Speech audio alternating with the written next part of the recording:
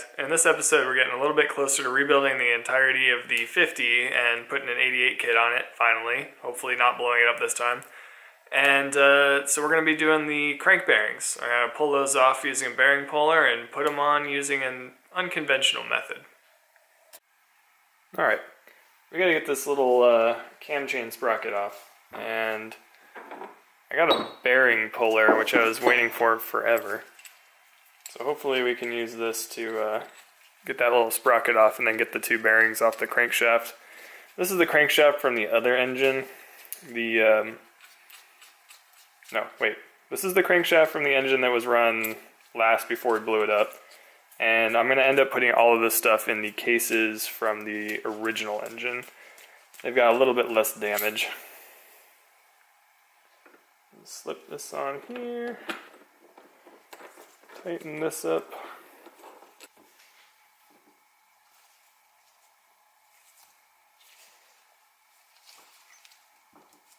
Alright, looks like we got a good bite on it. And then we need to thread these on. Move this back a bit. Try not to destroy this crankshaft. It's my last good one before I have to go buy another one.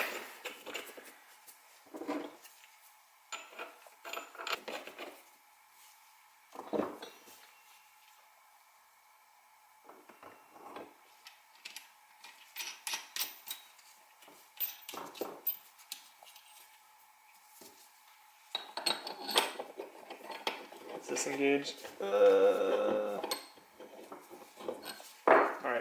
back it up a touch.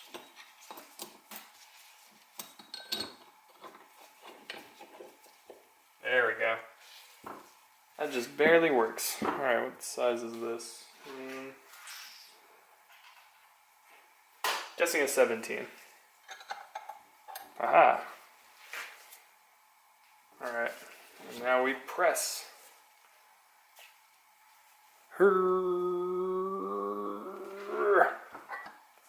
on, little sprocket. Ooh, that sounded good. Or not. Yeah, it felt like it broke loose, but it's still pretty tight on there. This is going to be fun to get back on. It is moving.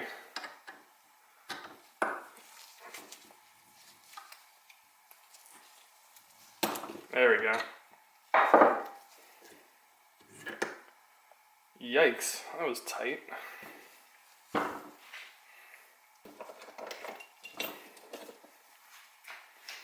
Alright, so I found a service manual for the 50, and it says that I want to line up the valley of one of these. Wow, look at me shake. The valley of one of these sprocket teeth with the key in the top of the crank.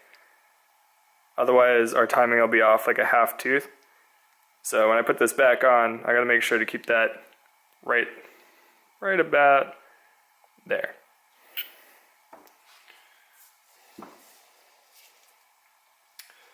See if we can get these bearings off. They're really tight to the crank, so this might be a little bit more fun.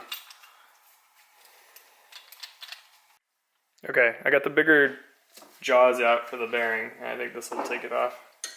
Probably should have filmed me throwing it on, but I forgot. Wasn't this a 17? I thought this was a 17. There we go. I tightened these down pretty good.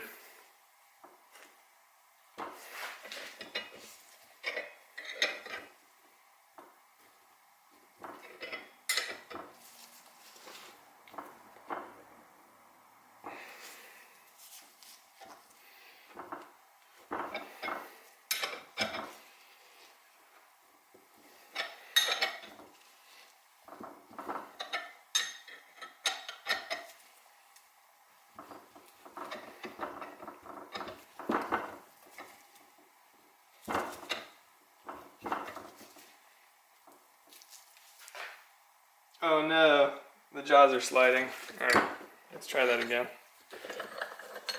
Guess I didn't get them down far enough.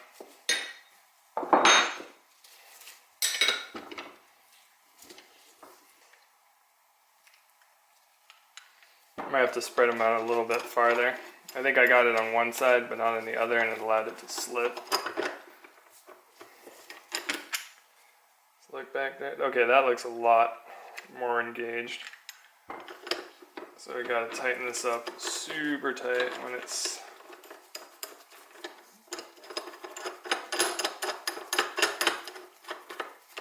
back there. Yeah, I think I just grabbed the sides of it before. Well, first time pulling bearings, first time messing it up. We'll get it better this time. Okay, reset the puller again. hopefully this will get the bearing off this time. We're real close.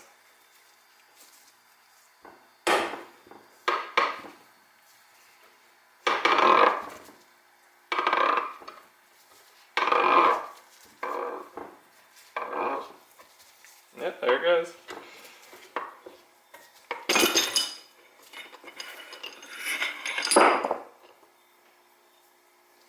Any damage on the crank?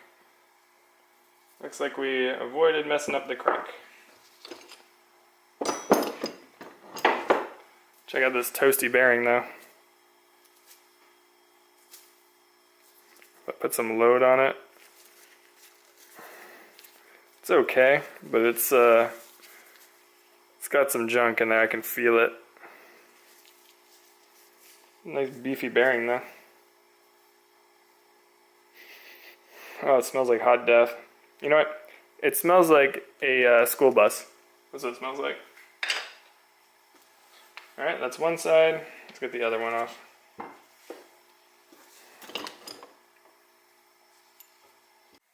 Okay. I actually cracked it off tightening this down on this side, so that was off camera. My battery died, but got this back on. We're going to pull the other bearing off. Oh. Come on, you.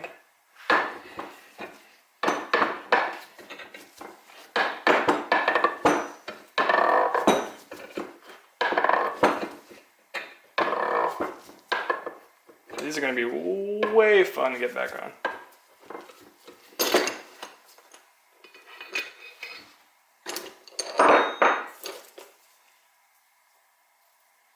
Alright, here's our little crank. And our crappy bearings.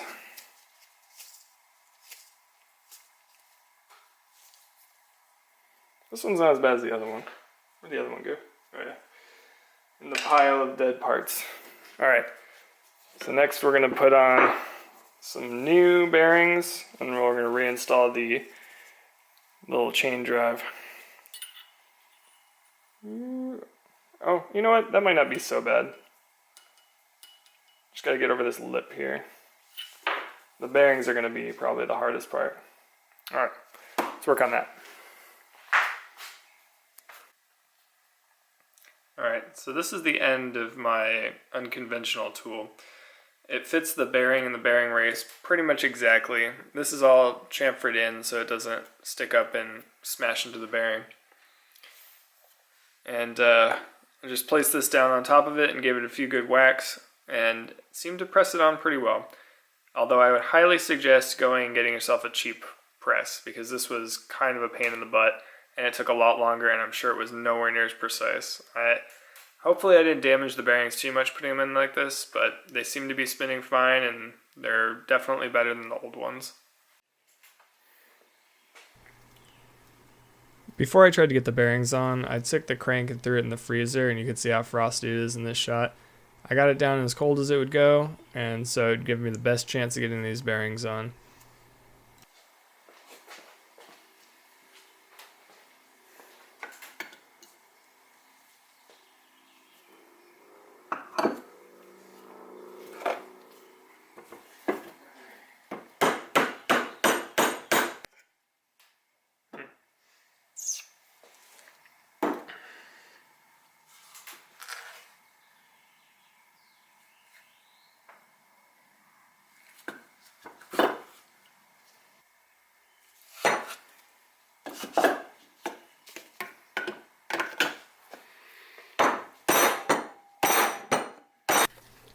I apologize for not capturing this in its full entirety, but I ended up taking this off the bench and giving it some real good smack so I could get it down. I didn't actually end up taking any video of it fully assembled, which is kind of dumb on my part, but we got it all together, and yeah, it seems to be just fine.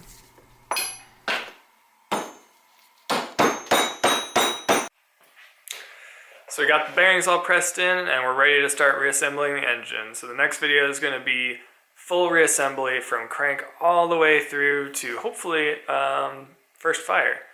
If not, it'll at least be assembled in the next video. Alright, thanks for hanging out in the garage, and I'll see you next time.